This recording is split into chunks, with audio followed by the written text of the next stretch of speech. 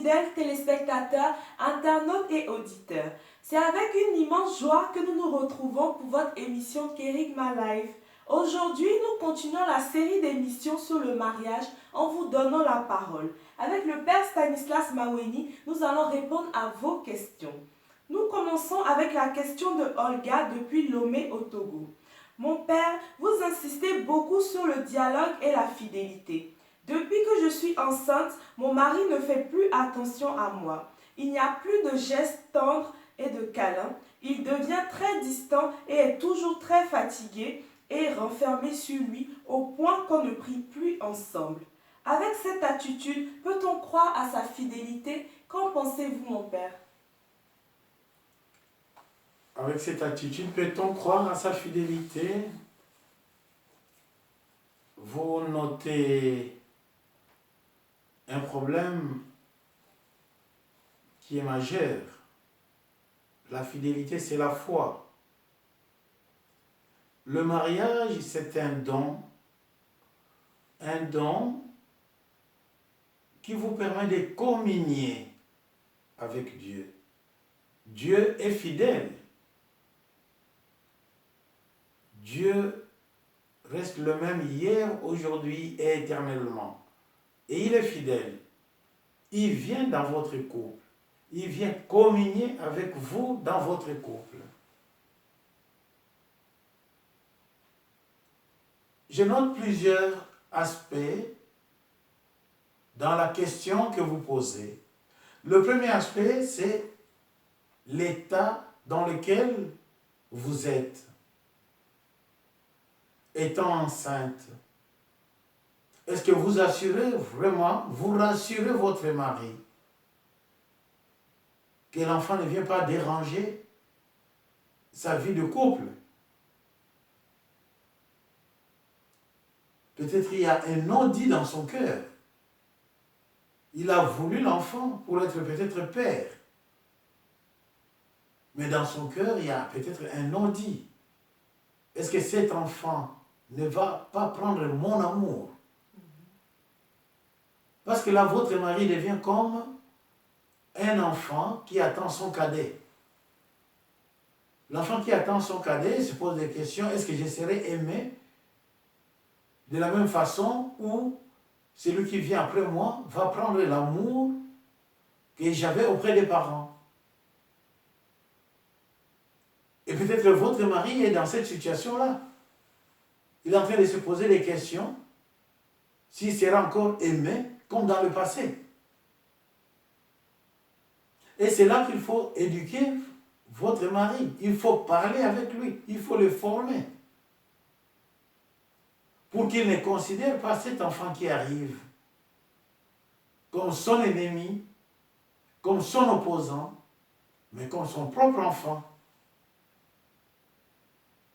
En dialoguant avec lui, vous allez l'aider à comprendre que l'arrivée de cet enfant, c'est un véritable bonheur. C'est une véritable grâce que tout le monde désire.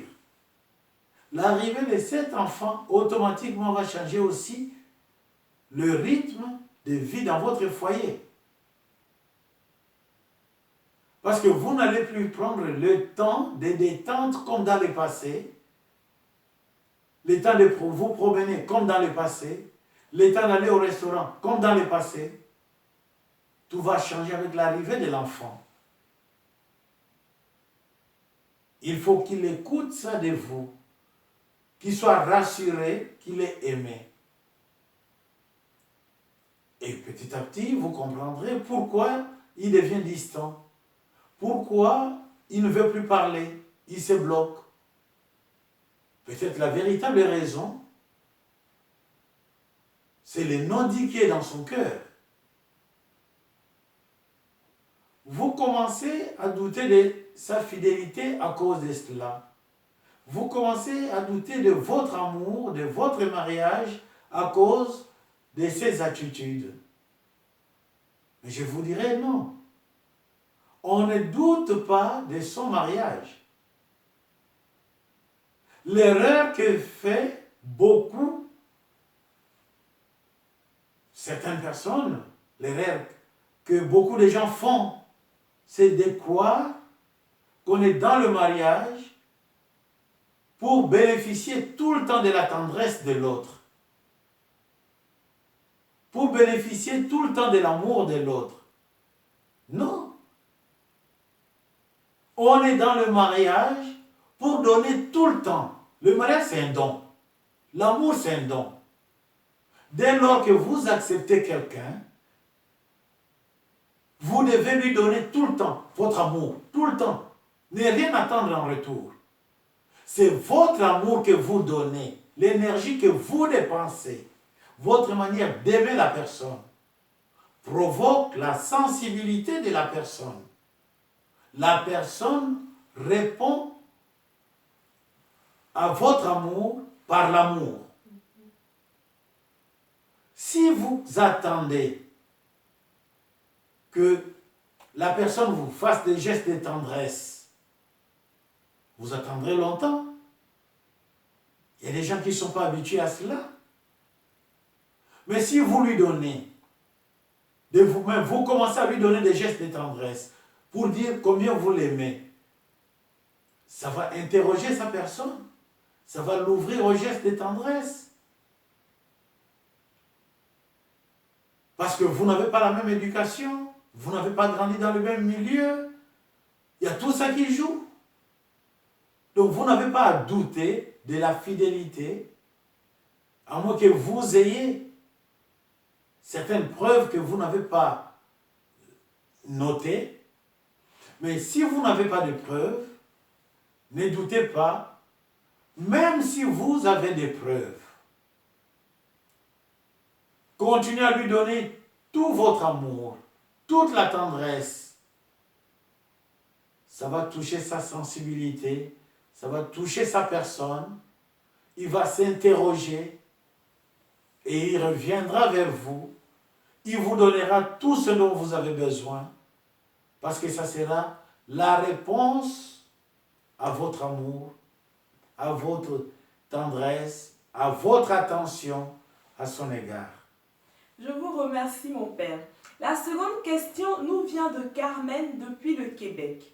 Le mariage est un don de Dieu à ceux qui croient ainsi qu'à ceux qui ne croient pas en lui. Je suis d'accord avec vous, mais je veux savoir, les célibataires n'ont-ils pas reçu ce don? Aussi, s'ils n'ont pas reçu le don du mariage, comment faire pour l'obtenir? Le mariage, c'est un don de Dieu, comme vous le dites. Les célibataires, ils sont célibataires, peut-être par le choix. Ils ont choisi d'être célibataires. Il y a de ceux qui sont célibataires en recherche d'âmes sœurs. Parce qu'ils sont ou elles sont partis de déception en déception. Ou ils n'ont pas fait l'expérience de déception, elles n'ont pas fait l'expérience de déception, mais elles se posent de véritables questions de choix. Est-ce que c'est la bonne personne? Mais comment trouver l'âme sœur? Chacun de nous est venu dans ce monde avec son âme sœur. Chacun doit retrouver son âme sœur. Si un tel devient célibataire par le choix de sa vie, c'est que quelque part son âme sœur sera aussi célibataire par le choix. Sinon, tous les deux vont se rencontrer et le célibat n'aura plus de sens.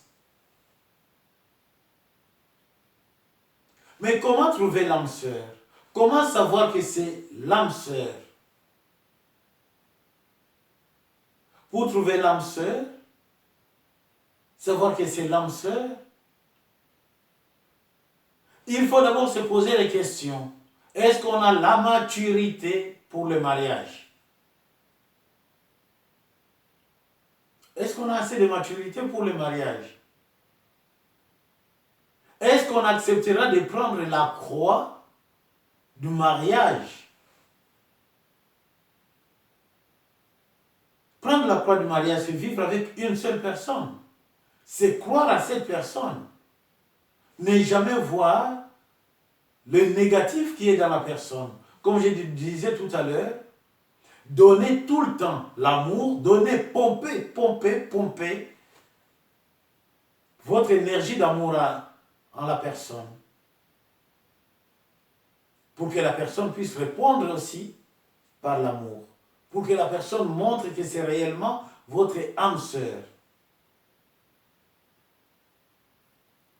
C'est dans la prière que vous saurez que réellement c'est l'âme sœur. Parce que la personne peut arriver, commence avec de beaux discours, commence avec toute la tendresse du monde. Ça, c'est la première impression. Donc la première impression ne peut jamais paniquer quelqu'un. Il faut attendre la véritable impression, son être dans la vérité de son être. Dans la vérité de son être. Et la vérité de son être se révèle quand? Quand vous commencez à parler des choses sérieuses. Des choses sérieuses, c'est quoi? Vous êtes des chrétiens. Vous voulez faire un mariage religieux ou vous avez un mariage religieux. Des choses sérieuses, c'est d'abord votre sanctification, votre identification au Christ. Comment mon couple, mon mariage sera identifié au Christ. Parce que vous serez une même personne, une même chair. Comment vous devez entrer, être un avec le Christ, comme le dit Jean 17.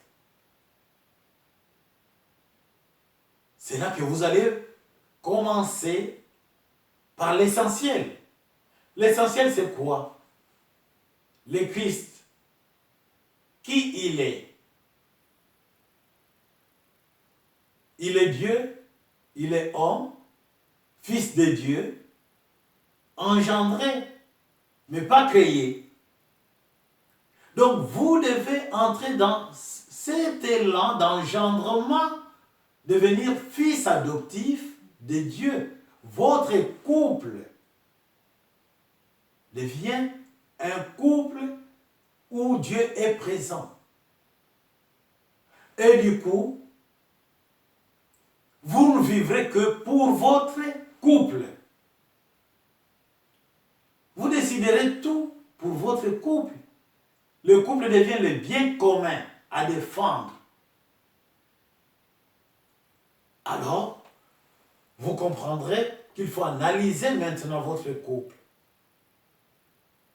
sur ce qu'est le Christ. Le Christ est chaste.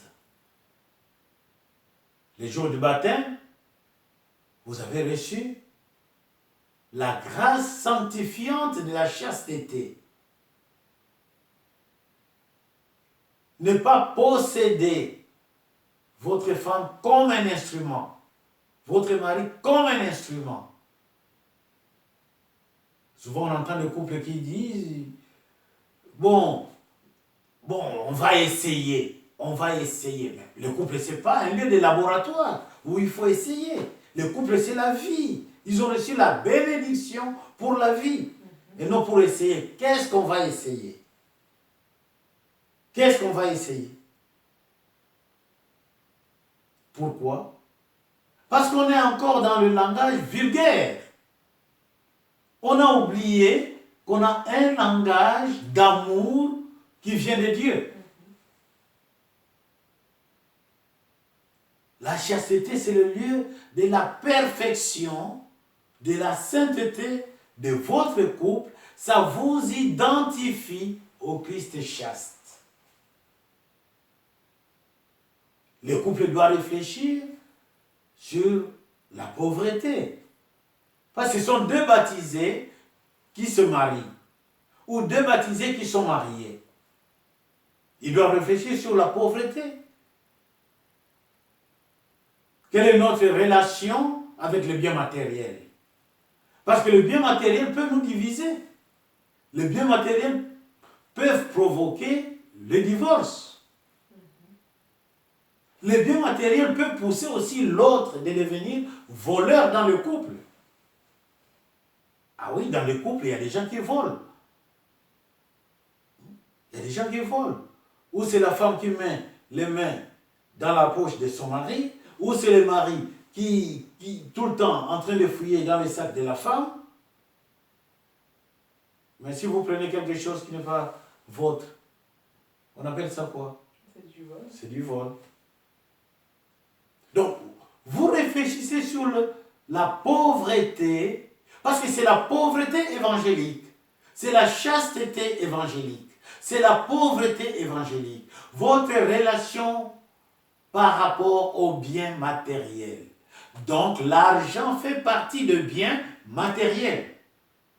On ne peut pas sacrifier son couple au profit de l'argent. Ça ne se fait pas. Ça ne se fait pas. Ça ne se fait pas. Du coup, on ne peut pas vivre son couple. Moi, je suis le financier du couple.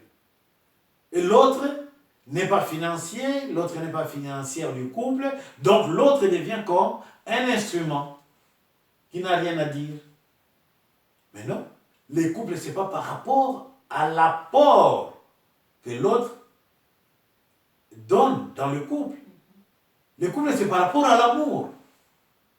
Vous pouvez venir avec beaucoup d'argent, mais si vous n'avez pas d'amour, votre argent est creux. Votre argent n'a pas d'âme. Votre argent ne peut rien faire de bon. Ce n'est pas l'argent béni.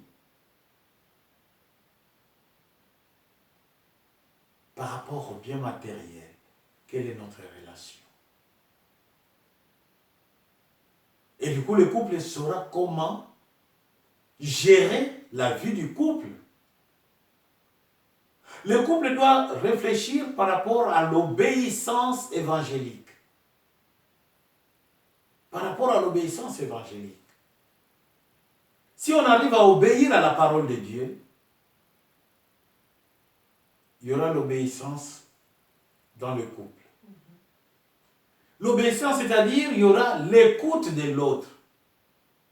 Et faire ce que l'autre me demande, parce qu'on a dialogué, on a discerné, je vois que ce que l'autre me demande est de bon sens, je peux le faire, et je le fais.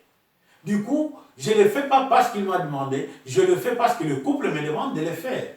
Je le fais pour mon plaisir, parce que j'ai trouvé la joie dans ce que je suis en train de faire. Cela n'empêche pas que le couple réfléchisse sur l'obéissance. L'obéissance n'est pas la soumission. Parce que souvent on dit, femme, soyez soumise à votre mari. Mais on oublie que le Christ dit, homme, aimez votre femme comme l'Église, comme le Christ a aimé l'Église, c'est-à-dire jusqu'à mourir. Il ne faut pas oublier cela. Si on prend un verset comme étant un verset phare, mais il faut prendre l'autre aussi comme étant un verset phare. Parce que c'est dans la même Bible. Voilà les trois piliers, les trois trépieds, les trois fondamentaux qui pourront aider dans le discernement, dans le choix de l'âme sœur. Parce que vous arriverez à vous mettre d'accord sur des valeurs qui vont fonder votre couple. Et si l'âme sœur s'engage dans ces mêmes valeurs, c'est pour vous l'indice comme quoi vous êtes sur la bonne voie. Et après, vous devez faire des exercices spirituels ensemble, des retraites ensemble. Des retraites ensemble. Il ne faut pas aller vite en besogne. Fondez d'abord l'essentiel. Posez les bases.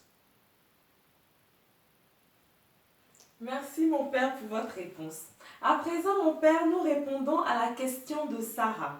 Mon père, la Bible dit, qui trouve une femme trouve le bonheur. Depuis que je suis mariée, je ne reconnais plus mon mari. Non seulement il est à la recherche du bonheur chez d'autres femmes, mais encore il a dressé un mur librement et volontairement qui empêche le dialogue. Quand il rentre à la maison, c'est pour regarder la télévision. Comment faire écrouler ce mur, mon père? Qui trouve une femme trouve le bonheur. Donc votre mari est en recherche de bonheur. Il n'a pas encore trouvé son bonheur. Moi, je vous dirais de changer votre regard. Parfois, de créer des disputes. Il y a des gens qui ont peur de disputer dans le foyer. On dispute parce que on n'est pas d'accord pour que chacun exprime ce qui est au-dedans de lui, d'elle. Ce n'est pas pour faire de mur. On dispute pour, effectivement, pour faire écrouler le mur qui se dresse, pour créer le dialogue.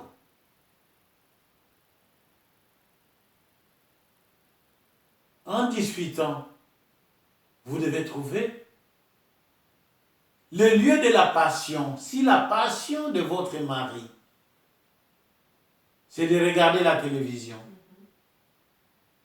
vous, quelle est votre passion? Quelle est votre passion?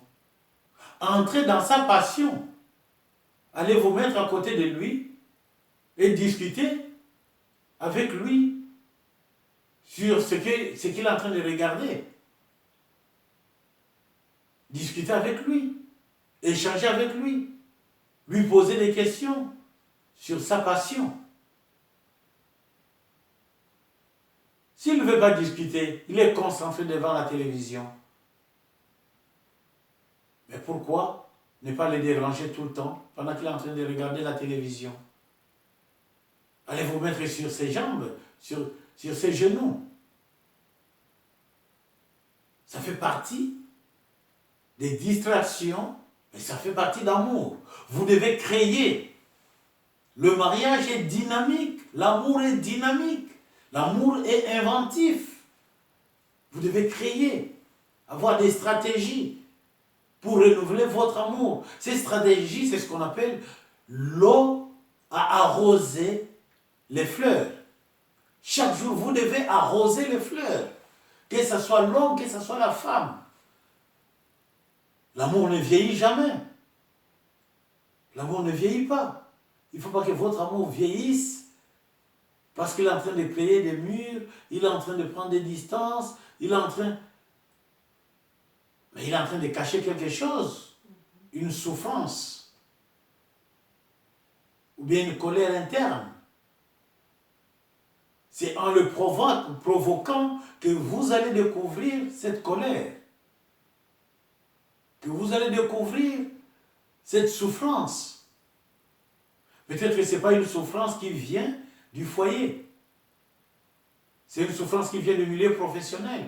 C'est une souffrance qui vient de sa relation avec son entourage, avec ses camarades, avec son monde à lui. Il ne faut pas que le couple, le foyer, subissent les conséquences de ces souffrances. Beaucoup de couples souffrent. Ce n'est pas une souffrance qui vient du couple. Ça vient toujours de l'extérieur. Toujours et toujours. Mais comme on n'a pas parlé de ça dans le couple, ça réagit dans le couple comme si le couple en était l'acteur. Or, le couple n'est pas souvent acteur de beaucoup de situations qui arrivent. N'est pas acteur. C'est une situation qui arrive. Si il commence à être infidèle, ce n'est pas une situation du couple. C'est une situation de l'extérieur. Il a regardé hors du couple. Il a regardé. Il a regardé et il s'est fait séduire. Donc la séduction a commencé en dehors de son couple. Tout simplement parce qu'il n'a pas pris le temps de prier dans son couple, de regarder l'autre qui est dans son couple.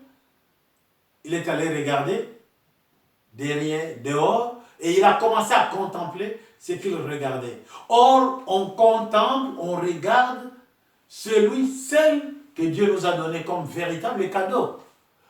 Parce que c'est à travers la personne que Dieu nous a donné que nous découvrons. Parce que nous sommes devenus une seule chair avec la personne. Je vous remercie, mon Père, pour vos réponses aux questions de nos fidèles internautes, téléspectateurs et auditeurs, que nous remercions chaleureusement d'être aussi nombreux à nous suivre et à nous écrire. N'hésitez pas à vous abonner et à partager nos émissions. Vous pouvez retrouver toutes nos émissions sur notre chaîne YouTube. Nous nous retrouvons bientôt pour le prochain numéro de Kerygma Live. Soyez bénis et éclairés par le Seigneur. Je vous remercie, mon Père, encore. Merci beaucoup, madame. Merci. À bientôt. Et à bientôt. Très volontiers. Merci. Merci.